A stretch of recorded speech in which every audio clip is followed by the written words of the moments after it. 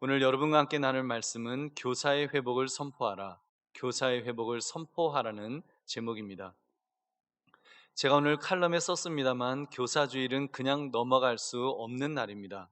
솔직히 코로나19로 주일학교가 많이 위축되어 있고 이전에 비하면 숫자적으로나 열정으로나 동력을 많이 잃은 상태에서 사실 그냥 교사주일을 슬쩍 이렇게 지나가 버리고 싶은 생각이 안 들었던 것은 아닙니다. 그러나 교사주일은 절대로 그냥 지나칠 수 없는 날입니다. 왜 그렇습니까? 영혼 구원이라는 가장 소중한 가치를 가지고 있기 때문입니다. 더구나 영혼 양육이라는 가치까지 품고 있으며 그것도 아직 스스로 설 수 없는 가장 어린 영혼이라고 할 때 그 어떤 가치보다 우선돼야 하는 것이 주일학교 교육이라고 확신합니다. 근데 여러분, 오늘날 한국교회 교회학교가 많이 약화되어 가고 있습니다. 작년 국민일보 기사를 보면 우리 교단에 속한 교회 중에서 10곳 중 2곳이 교회학교 운영을 못하고 있다는 그런 통계가 나왔습니다. 영합 없는 교회가 절반을 넘었고 앞으로 2030년이 되면 교회학교 90%가 사라질 수도 있다는 비관적인 전망도 있었습니다. 여러분, 그만큼 심각한 그런 상황입니다. 그렇기 때문에 우리는 더 정신을 차려야 합니다. 더 확실하게 교사 주일을 맞이해서 어떻게 주일학교가 다시 일어설 수 있을까? 어떻게 하면 교사들이 다시 열정을 회복할 수 있을까? 여러분, 스스로를 우리가 돌아봐야 될 것입니다. 오늘 말씀은 1차적으로 우리 교사들에게 가장 필요한 말씀일 것입니다. 그러나 동시에 믿음의 가정의 부모들도, 심지어 조부모들도, 아니 우리 모두가 서로에게, 믿음이 어린 사람에게는 믿음의 선배요 교사이기 때문에 이 말씀이 필요합니다. 여러분, 그리스도의 편지가 되어서 예수님을 보여줘야 되는 우리 모두는 교사인 줄 믿으시기 바랍니다.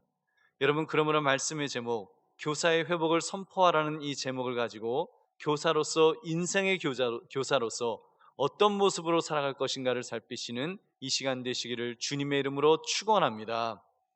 네 가지를 살펴보겠습니다. 우리 첫 번째로, 학생을 부끄럽게 하지 않고 자녀같이 권할 수 있어야 합니다.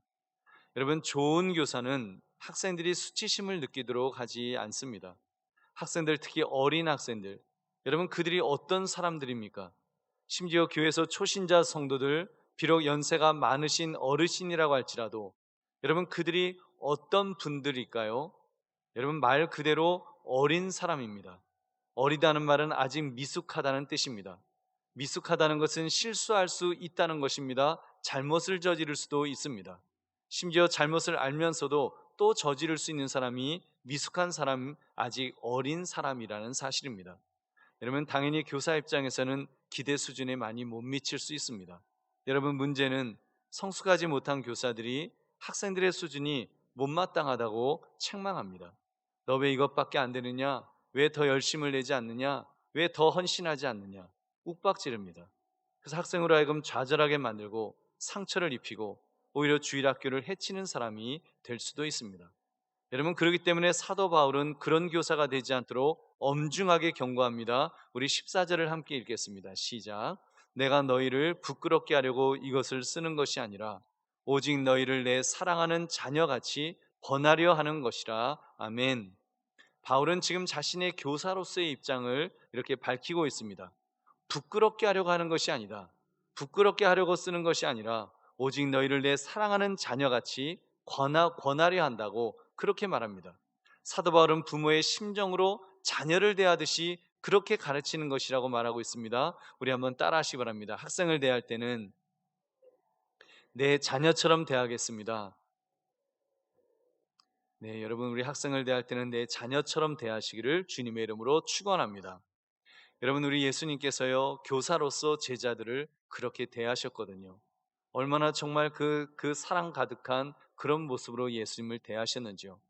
여러분, 잘 아시는 것처럼 예수님께서 체포되시고 십자가형을 당하시면서 우리의 죄를 짊어지시고 돌아갔을 때 제자들의 모습이 어떠하였습니까? 시험에 들지 않도록 깨어 기도했던가요? 예수님께서 그렇게 경고하셨건만 그들은 마음은 원이로되 육신이 약하다며 그들은 기도하지 못했습니다. 그리고 어이없게도 수제자 베드로가 모두 배신할지언정 나는 주님을 따르겠습니다, 그렇게 호언장담했던 그 베드로까지도 예수님을 배신했습니다. 그것도 작은 여종들 앞에서요. 한 번도 아니고 세 번씩이나 마지막엔 예수님을 저주까지 할 정도로 그렇게 부인했던 것입니다. 여러분, 그런 베드로였지만 어떻게 보면 정말 예수님 보시기에 완전히 실패하고 낙제점을 맞은 그런 제자들이었지만, 여러분, 우리 예수님께서는 그런 그 제자들을 향해서, 그런 학생들을 향해서 부활하신 후에 그들을 찾으셨습니다. 그리고 물으셨습니다. 요한의 아들 시몬아, 내가 나를 사랑하느냐? 베드로가 대답하죠. 주여, 내가 주를 사랑하는지 주님께서 아십니다. 그때 예수님 말씀하십니다. 내 양을 쳐라, 내 양을 먹여라, 그러시면서 정말 우리 예수님께서 그렇게 그를 격려하시는, 어떻게 보면 베드로 입장에서는 너무 부끄럽고 창피해서 이제는 옛날처럼 물고기나 잡겠다는 그 베드로였는데, 그 베드로의 마음을 회복시켜 주신 것입니다. 여러분, 너무 비겁하게 행동함으로써 상처 입을 대로 상처 입었던 그 베드로의 마음을 오히려 예수님께서 싸매어 주셨습니다. 고쳐 주셨습니다. 그래서 그로 하여금 예수님을 만난 이후에 다시 그는 사람 낚는 어부가 될 수 있도록 그의 마음이 회복되고 다시 일어나서 이제는 주님 따르겠다고 하는 그런 믿음의 사람이 된 줄로 믿습니다. 여러분, 예수님의 어떤 마음 때문입니까? 사랑하는 마음입니다. 사랑하는 마음. 자기의 생명까지도 다 주시면서 베드로가 회복되기를 원하셨던 바로 그 마음, 그 아버지의 심정이 바로 베드로에게 전달됐기 때문에, 베드로는 그 예수님의 말씀을 통해서 그 사랑이 다시 한번 느껴졌기 때문에 그는 주님 앞에 그렇게 다시 붙들림 받는 사람이 된 것입니다. 우리 사랑하는 성도들이여, 우리 그런 마음으로 학생들을 대합시다. 너 왜 이것밖에 못하냐? 여러분, 책망하면 안 됩니다. 너 왜 이렇게 떠드니? 그렇게 책망하기 전에, 여러분, 교사가 학생을 책망하려면 적어도 내가 그 아이의 허물을 위해서 다만 일주일 동안이라도 새벽제단이라도 싸우면서 우리가 금식이라도 하면서 먼저 기도해야 될 것입니다. 왜요? 아이들은 깨어지기 쉬운 연약한 그릇이니까요. 아이들은 얼마나 연약한 그릇입니까? 꽃으로도 때려서는 안 됩니다. 주먹으로 때리는 것만 폭력이 아니니까요. 교사가 자기의 잣대를 들이대며 너 그거밖에 안 되느냐 책망하는, 그것도 폭력입니다. 아이들은 그런 책망에 얼마나 큰 상처를 받게 되는지요. 여러분, 저도 그런 상처가 있어요. 저는 50년 전에 있었습니다. 여러분, 50년 전에 교회 전사님에게 받은 상처가 지금도 흔적으로 남아 있습니다. 여러분, 아직도 기억할 정도니까요. 제가 많이 그 당시에 사실 개구장이었던 걸 인정합니다. 수요예배 때였는데요. 그날은 그래도 제가 정말 진지하게 그 전삶의 말씀을, 설교 말씀을 듣고 있었습니다. 무슨 내용인지는 잘 기억 안 나는데 이제 이런 질문들이 있었어요. 믿음으로만 천국에 못 갑니다. 이제 전사님이 그러면 우리 아이들이 전부 있다가 이구동성으로 아닙니다, 천국 갑니다 하면서 이렇게 소리를 지르는, 그래서 그 약간 반어법적으로 이제 부정적인 말을 하면 우리가 정답을 딱 이렇게 하는 그런 이제 설교 중이었는데, 제가 너무나 진지하게 그 설교를 너무 빠져서 듣다가 이제 그 전사님이 그러신 거예요. 믿음으로만 천국에 갑니다 하면서 정답을 해주신 거예요. 근데 저는 그게 이제 오해해갖고 거꾸로 들어갔고 못 갑니다 하면서 저 혼자 떠들었어요. 그래갖고 그냥 제가 아주 그냥 개 끌려가듯이 끌려가갖고, 목사들이란 것이 네가 어떻게 그럴 수가 있냐고 제가 얼마나 혼이 났는지, 제가 아니라고, 제가 죄송하다고 하면서 막 그 제 본심은 정말 그 결백을 주장했습니다만, 그 전사님이 뭐 너무 화가 나갖고 막 흥분하셔서 제 이야기를 들으려 하지 않으셨습니다. 그게 아직도 그 상처처럼 제가 기억이 나요. 우리 사랑하는 성도님들, 교사는 학생을 부끄럽게 하지 않고 자녀같이 사랑으로 권할 수 있어야 됩니다. 그렇게 예수님께서 가르치셨던 것처럼 여러분 그렇게 가르치시기를 주님의 이름으로 축원합니다.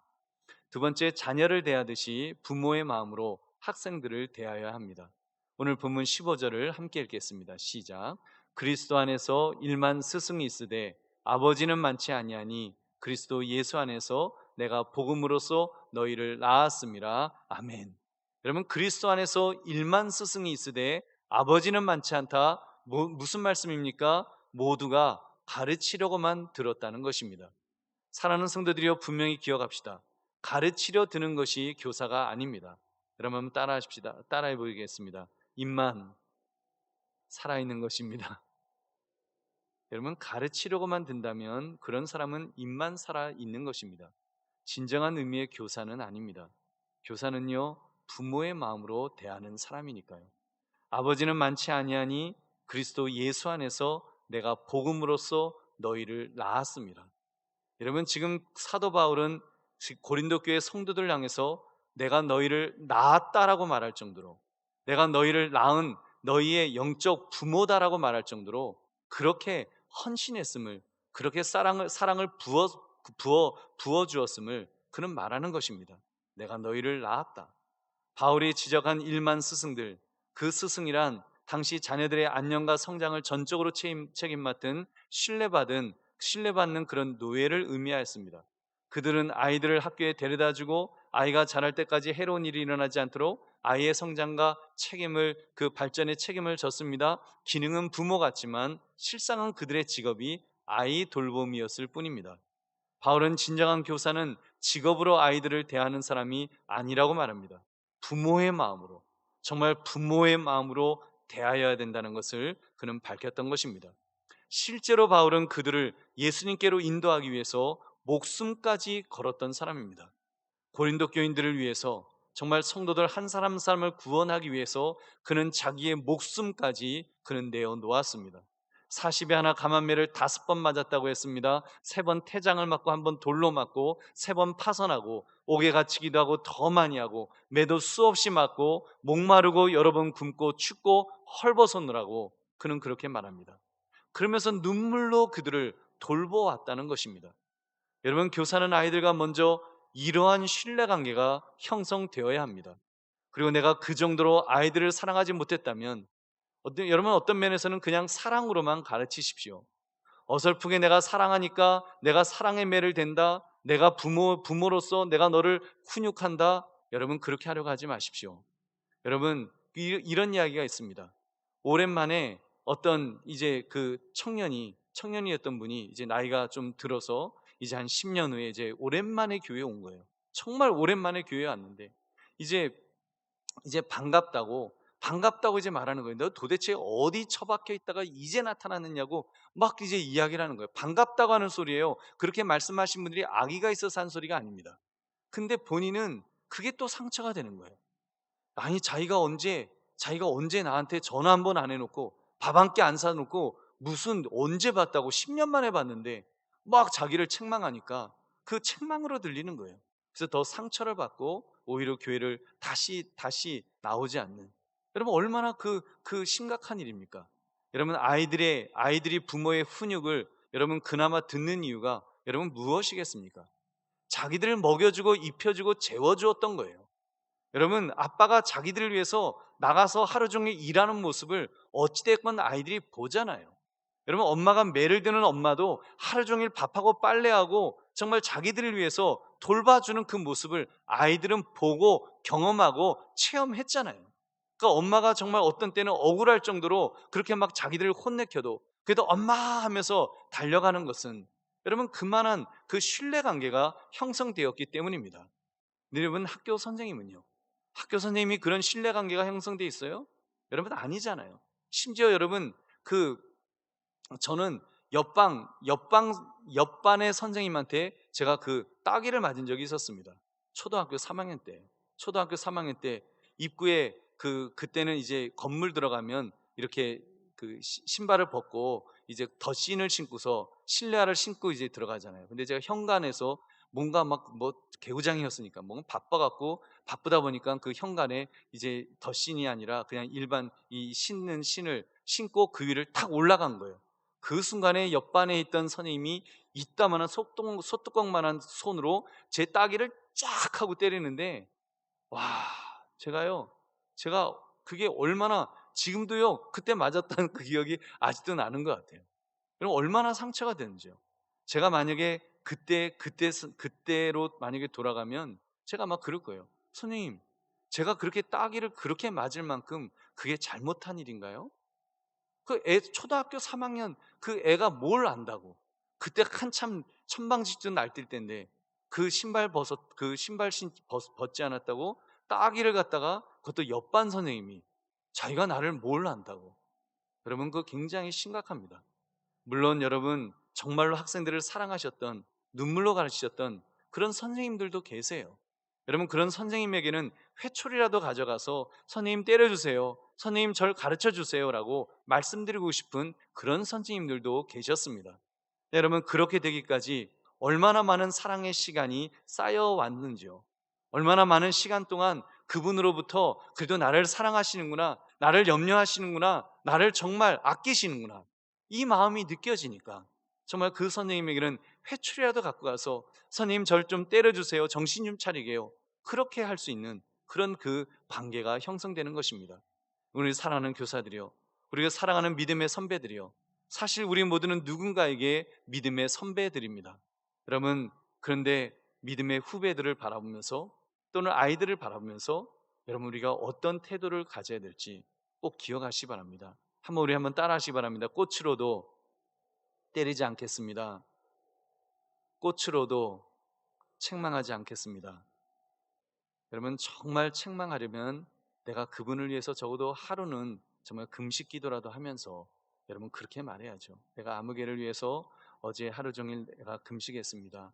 근데 너무 기분 나쁘지 말고 들으시라고, 그러면서 뭔가 조심스럽게 그렇게 이야기하면, 여러분, 이야기로 사람이 변하는 게 아니에요. 이야기로 변하는 것이 아니라 정말 그렇게 말해주는 그 사람의 마음이 전달될 때 사람은 변하는 것입니다. 여러분, 절대로 뭐 하나님의 말씀이니까 이 말씀이면 그냥 꼬꾸라져라 그러는데, 여러분 그렇지 않습니다. 여러분, 그 마음이 전달되는 거예요. 나의 마음이 그 사람을 정말 아끼고 정말 사랑하는 그 마음이 전달될 때, 여러분 그때 사람이 변하는 줄 믿으시기 바랍니다. 저는 그렇게 생각해요. 버릇이 없더라도 주님의 품 안에서 사랑을 받으며 버릇없이 자란 하나님의 자녀가 저는 낫다고 생각합니다.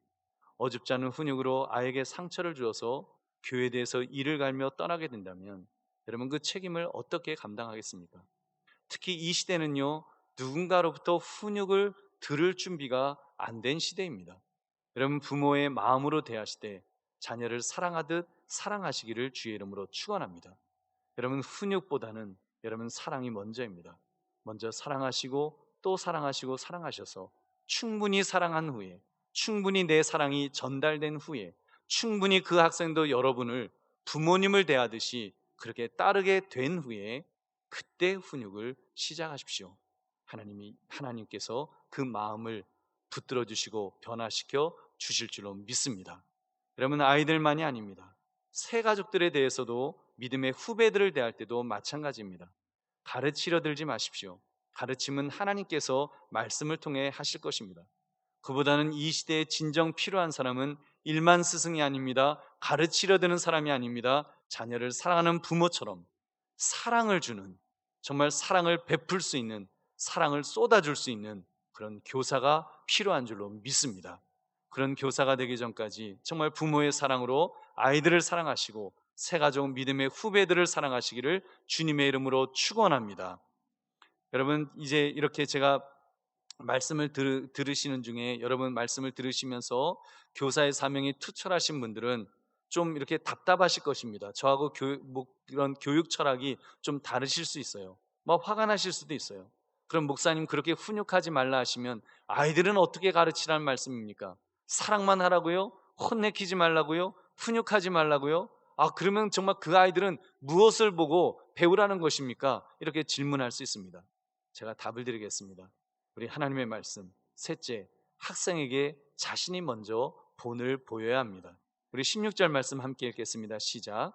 그러므로 내가 너희에게 권하노니 너희는 나를 본받는 자가 되라. 아멘. 여러분, 본받는 자라는 이 헬라어 단어의 뜻은 흉내내는 자를 말합니다. 다시 말해서 나를 흉내내는 자가 되라. 나를 이렇게 자꾸 닮아가려고 흉내라도 내라, 이렇게 말씀하는 것입니다.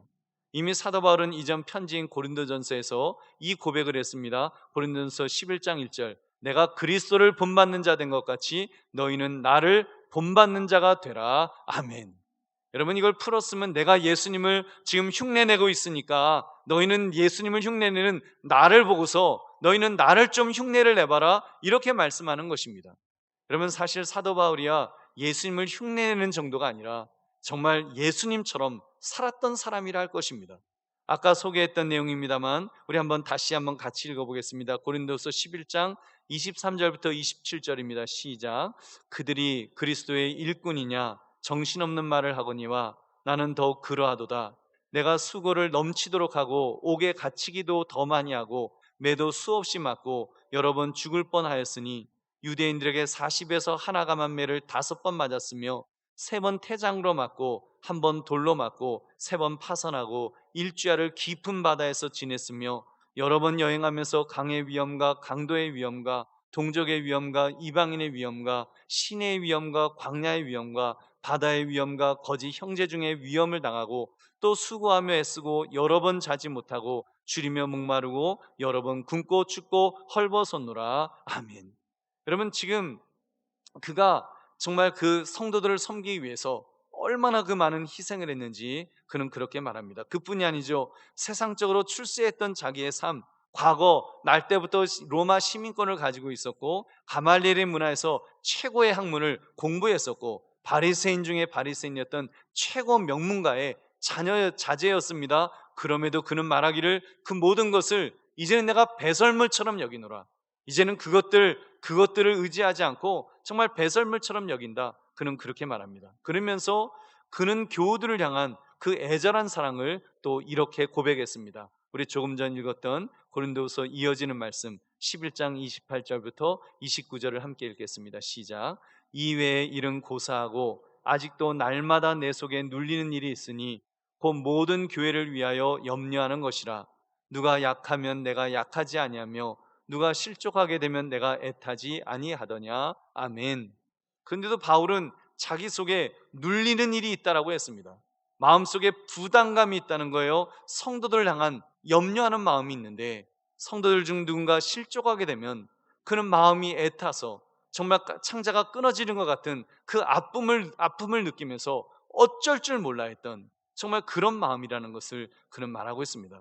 얼마나 정말 자기 삶을 통해 본을 보인 예수님의 마음을 정말 그 고린도 교회 성도들이 그런 사도 바울을 보면서 정말 예수 그리스도를 만난 것처럼 예수님의 사랑이 그냥 느껴지도록 십자가만 안 졌지 죽지만 않았지 거의 죽을 만큼 그런 고통을 다 겪으면서 또 세상의 모든 자랑거리를 다 내려놓으면서 그렇게 그 고린도 교인들을 사랑할 때 여러분 제자들은 이 고린도 교회 성도들은 바울을 통해서 예수 그리스도를 만난 줄 믿습니다. 바로 예수님을 바라보는 것처럼 그렇게 바라본 것입니다. 여러분 기억합시다. 진정한 가르침은 입에서 나오는 단어의 나열로 하는 것이 아닙니다. 삶으로 하는 것입니다. 언어적 가르침을 뛰어넘어서 비언어적인 가르침, 삶을 통해 가르칠 때 효과가 더 높은 줄 믿으시기 바랍니다. 여러분 그렇습니다. 진정한 가르침은 본을 보이는 가르침입니다. 교사가 아이들에게 100번 1000번 얘들아 예배는 신령과 진정으로 드리는 거야 아무리 설명한들 아이들이 그걸 어떻게 알겠어요? 선생님은 그 예배 시간에 같이 예배 드린다고 하면서 핸드폰만 하고 있고 교사들과 잡담하고 떠들고 있다고 한다면 졸고 있다고 한다면 여러분 그 아이들이 어떻게 신령과 진정으로 예배 드리는 것을 알 수가 있겠습니까? 여러분 교사가 먼저 예배에 집중해야죠. 교사가 먼저 주님만 바라보고 주님만 의지하면서 예배 드리려고 해야지요. 아이들 예배라고 무시하는 것이 아니라 아이들 예배 속에서도 하나님은 계시니까 그 하나님을 향해서 예배자로서 교사도 똑같은 예배자로서 정말 예배 드리려고 애를 쓸 때 그래서 예배에 성공할 때 교사가 먼저 본을 보일 때 아이들은 변화될 줄로 믿습니다. 그것을 통해서 배우는 것입니다. 그렇게 할 때 아이들이 그 교사의 삶을 본으로 신령과 진정으로 드리는 예배자가 될 줄 믿으시기 바랍니다. 여러분 그런 말이 있죠. 교회 성도의 수준은 그 교회 담임 목사의 수준만큼이다 라는 그런 말이 있습니다. 그렇게 볼 때 여러분에게 굉장히 죄송합니다. 제가 정말 여러분에게 부끄러운 목사고 제대로 본을 보이지 못하는데 저 때문에 더 많이 주님 닮아갈 수 있는데 그렇지 못한 거 얼마나 정말 죄송하고 안타까운지 모릅니다. 사실 제가 여러분에게 헌신을 강요하지 못한 이유는 제가 부족해서인 거예요. 저도 이렇게 힘든데 우리 성도님들은 얼마나 힘들까? 저는 그런 생각이 더 많이 들어요. 직장 다니느라고 가정 돌보시느라고 또 몸도 아픈데 집도 먼데 교회도 먼데 열악한 환경 속에 있는데 마지막 힘을 내어 하나님을 찾는 여러분을 보면 제가 무엇을 강요할까, 무엇을 가르칠까, 이게 참 힘들어요. 여러분, 다만 저는 바라기는 우리 그런 거 있지 않습니까? 여러분, 저는 그렇게 못하지만 그래도 우리에게는 여러분 그래도 성경 말씀이 있으니까, 하나님의 말씀이 있고 또 이 말씀을 설명하시는 분은 성령 하나님이시기 때문에 말씀을 붙들고 변화되시기를 주의 이름으로 축원합니다. 여러분, 그런 말이 있어요. 혀가 짧은 어떤 아버지가 자녀에게 바람 풍자를 가르치면서 이제 얘야, 이 여기 빠담풍, 이렇게 이제 그렇게 읽으라고 하는 거예요. 애는 이제 빠담풍이라고 들었으니까 따라서 빠담풍 하는 거예요. 그러면 아니 그게 아니고 빠담풍이라고 하지 말고 빠담풍이라고 하라고. 그러니까 애는 바람풍자를 못 읽는 거예요. 그렇지만 여러분, 우리는 성경이 있기 때문에 여러분은 읽을 수 있는 줄로 믿습니다. 그래서 여러분, 정말 여러분 바람풍이라고 읽으면서 정말 우리는 은혜의 말씀, 성경 말씀이 있으니까 여러분, 성경을 통하여 주님을 바라보시기를 주님의 이름으로 축원합니다. 그래서 여러분, 혀 짧은 아버지 같은 부족한 목사입니다만 여러분은 신앙의 바람풍을 바르게 읽을 수 있는 여러분, 우리 모두가 되시기를 주님의 이름으로 축원합니다. 우리 사랑하는 성도님들, 여러분이 먼저 주님을 흉내내어서 정말 학생들에게 본이 되는 그런 교사가 되시기를 바랍니다. 여러분, 여러 성도님들도 여러분이 먼저 정말 믿음의 선배로서 후배들에게 그렇게 주님을 흉내내어 본을 보이시기 바랍니다. 그렇게 할 때 우리 교회는 모두가 주님을 닮아가는 참 교육이 살아있는 교회가 될 줄로 믿습니다. 그런 교사, 주님을 닮아가는 본이 되는 교사가 되시기를 주님의 이름으로 축원합니다. 네 번째, 학생을 성장하도록 도와줄 수 있어야 됩니다. 우리 17절을 함께 읽겠습니다. 시작. 이로 말미암아 내가 주 안에서 내 사랑하고 신실한 아들 디모데를 너희에게 보내었으니 그가 너희로 하여금 그리스도 예수 안에서 나의 행사 곧 내가 각처 각 교회에서 가르치는 것을 생각나게 하리라. 아멘. 이 구절의 강조점은 이것입니다. 디모데가 너희로 하여금 그리스도 예수 안에서 나의 행사를 내가 가르치고 행동했던 것들을 생각나게 해줄 것이다 라고 말하는 것입니다. 바울은 지금 당시 양극단을 대표하는 자들로부터 공격을 받고 있었습니다. 한쪽은 보수주의자들로 베드로를 따랐고 또 한쪽은 진보주의자들로 아볼로를 따랐습니다. 그러니까 교회가 얼마나 시끄러웠겠습니까? 거의 교회가 싸움터가 될 지경에 이르렀을 때 바울이 특단의 조치를 취했습니다. 문제는 바울이 지금 그 현장 고린도 교회에 지금 있지 않았거든요.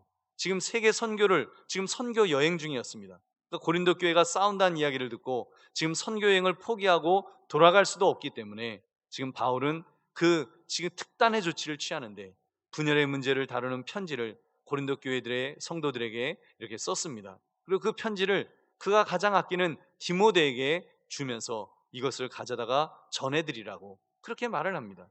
여러분, 디모데가 어떤 사람이었습니까? 바울이 사랑하는 아들이라고 할 정도로 아끼는 사람이었습니다. 어쩌면 그의 선교 여행에 꼭 필요한 그런 인물이었을 것입니다. 근데도 바울은 고린도 교회 성도들을 위해서 젊은 사역자 디모데를 보내었습니다. 그래서 디모데로 하여금 그곳에 머물러 있으면서 그들을 양육하도록 세워주었던 것입니다. 얼마나 여러분 책임감 있는 바울의 태도인지요. 여러분, 그렇습니다. 교사는 학생이 성장하도록 도와줄 수 있어야 합니다. 어떻게든 학생들이 성장할 수 있도록 방법을 찾아야 됩니다. 목회자들만 방법을 찾는 것이 아닙니다.